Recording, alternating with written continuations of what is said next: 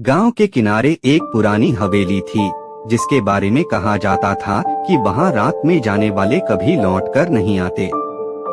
लोग कहते थे कि हवेली में एक अज्ञात शक्ति रहती है जो आत्माओं को अपने वश में कर लेती है। सूरज ढलते ही हवेली के पास से गुजरने वाले भी डर से थर-थर कांपने लगते थे। राहुल एक निडर और जिज्ञासु लड़का था। उसने गांव में हवेली के बारे में बहुत कुछ सुना था, लेकिन उसे इन बातों पर यकीन नहीं था। वह अंधविश्वासों को नहीं मानता था और उसे खुद जाकर सच जानने की तीव्र इच्छा थी। एक रात जब गांव के सभी लोग सो चुके थे, राहुल ने अपनी हिम्मत जुटाई और हवेली की ओर निकल पड़ा।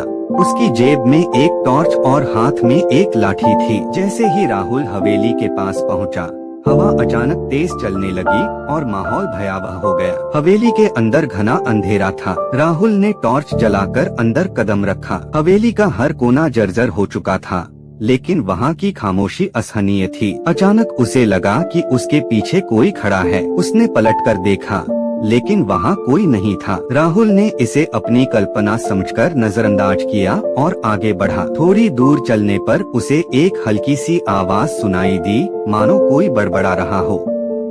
वह आवाज हवेली के दूसरे कमरे से आ रही थी। राहुल ने टॉर्च की रोशनी में उस दिशा में कदम बढ़ाए।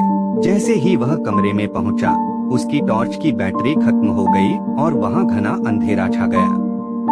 राहुल का दिल तेजी से धड़कने लगा, लेकिन वह खुद को संभालता रहा। तभी उसने महसूस किया कि कोई उसकी गर्दन पर सांस ले रहा है। उसकी रीढ़ की हड्डी में सिहरन दौड़ गई। वह डर से कांपने लगा और दरवाजे की ओर भागा, लेकिन दरवाजा अचानक बंद हो गया। राहुल चिल्लाया, लेकिन उसकी आवाज सुनने वाला वहाँ कोई नहीं था। अचानक हवेली में जोर जोर से दरवाजे और खिड़कियां अपने आप खुलने और बंद होने लगी।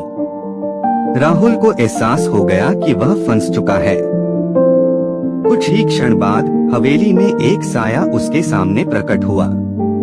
उसकी आंखें लाल थी और चेहरा विकृत। राहुल का शरीर सुन्न हो गया। उसके मुंह से कोई आवाज नहीं निकल रही थी। वह साया धीरे धीरे उसकी ओर बढ़ने लगा। अगली सुबह गांव वालों ने राहुल का शव हवेली के बाहर पड़ा हुआ पाया।